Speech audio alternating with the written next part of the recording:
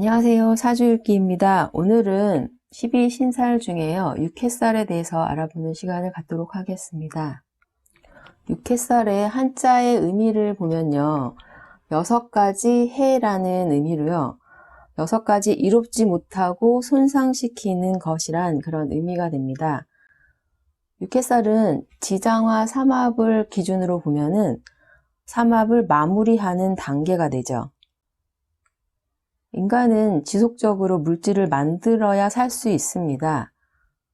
그렇기 때문에 인간에게는 물질을 만들어내는 삼합을 마무리해야 한다는 그 과정으로의 흐름이기 때문에 순조롭지 못한 그리고 힘든 과정이 될 수 있음을 의미합니다. 지장화 입장에서 보면은 삼합을 마감하는 지장화, 화개살 바로 전이 육해살이죠. 지장화 입장에서는 삼합을 마무리하는 단계에 해당이 되지만요.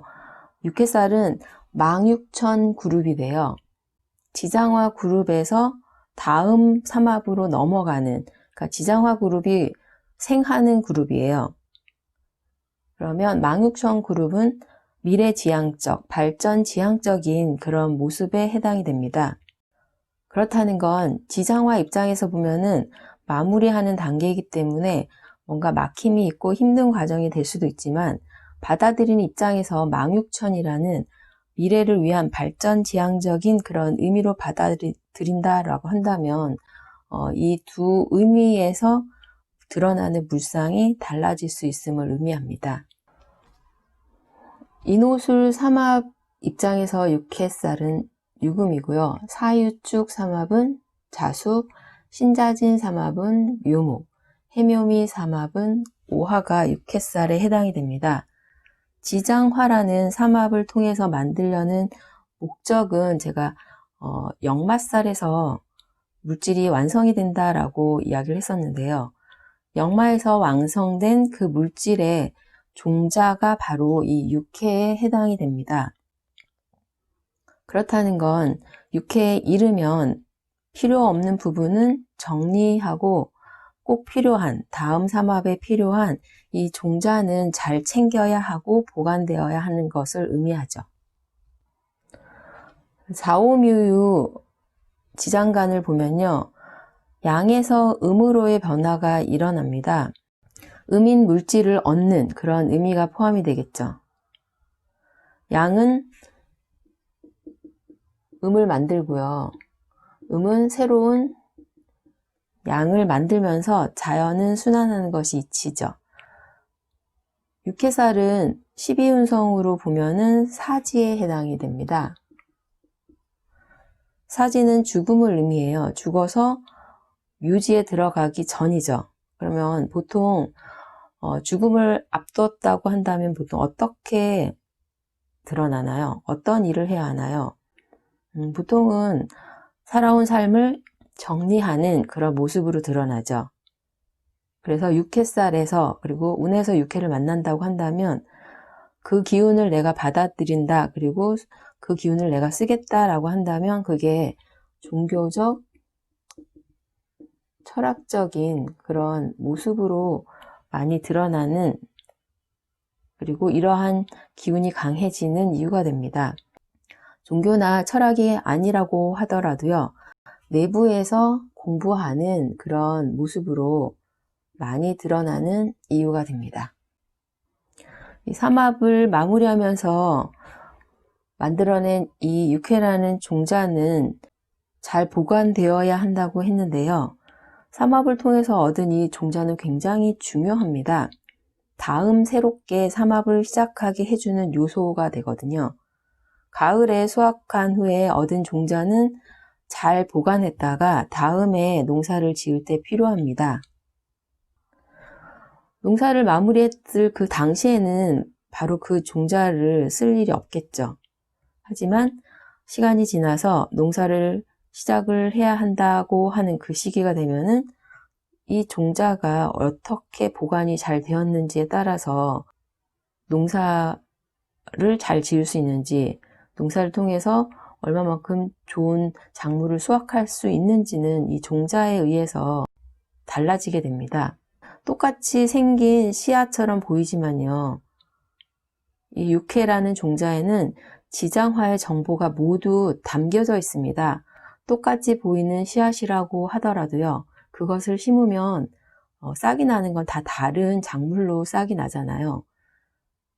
그래서 이 종자는 지장화, 그동안 내가 한 물질 활동에 대한 정보를 모두 담았기 때문에 잘 보관해야 하고요. 만약에 그리고 이 종자는 다음 삼합을 할 때 그때는 또 새로운 모습으로 전환을 해야 되기 때문에 전환의 준비를 해야 하는 그런 의미도 포함이 됩니다. 인간의 삶에 대입을 한다고 한다면요. 나의 삶을 어디에다가 보관을 하나요? 나에 대한 종자는 나의 DNA고요. 그 DNA는 나의 후대를 만들어내는 그런 요소가 됩니다.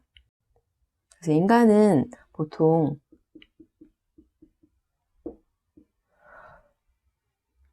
자녀를 통해서 자신의 삶을 연결하고 자신의 유전자를 이 세상에 남겨놓습니다. 나는 죽지만 자녀로 이어져 내 삶은 여전히 지속된다라고 할 수 있겠죠. 그래서 사람마다 다르긴 하지만요. 대부분의 인간은 후대를 남기고 싶어 합니다. 이렇게 자녀를 통해서 나의 DNA를 남기는, 자녀를 만드는 그 의미에 도화의 의미가 포함이 돼요. 그래서 이 육해운에 이런 모습으로도 드러날 수 있지만 이런 모습으로도 드러날 수 있어요. 그래서 만약에 도화의 모습으로 드러났다고 한다면 여기서 남녀 간의 애정 문제로 드러나는 그런 경우도 많습니다. 만약에 육해인 종자가 상한다고 한다면 어떨까요? 삼합을 시작해도 제대로 된 물질을 만들어내기가 힘들어지겠죠. 그래서 사주에 육해가 있는데 그 육해가 상한다 라고 한다면 물질이나 이게 나의 육체가 상하는 그런 모습으로도 드러날 수 있습니다. 방황을 한다거나 신경이 예민해지는 문제도 포함이 되고요. 육체적으로 나의 몸이 상하는 그런 모습이 될 수도 있습니다. 대운에서 육해운을 만났을 경우에는요. 이런 의미 때문에 집안의 어른과 이별을 하는 그런 의미로 쓸 수도 있습니다. 모든 글자가 그렇듯이요. 무조건 나쁜 그런 의미는 없어요. 그러면 육해가 좋은 역할을 한다면 어떨까요?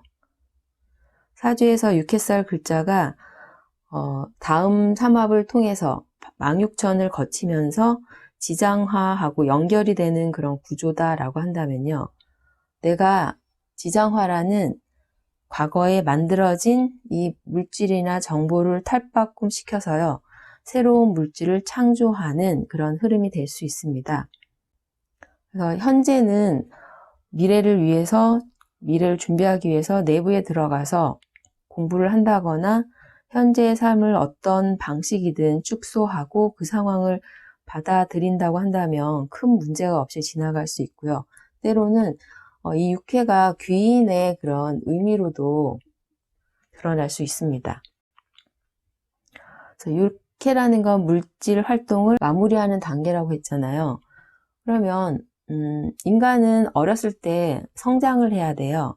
계속 자라나야 되는데 어린 시기, 월지에 육해가 있다거나 일찍 어린 나이에 육해운을 만났다라고 한다면 성장과 발육에 문제가 생길 수 있는 그런 의미가 되기 때문에요.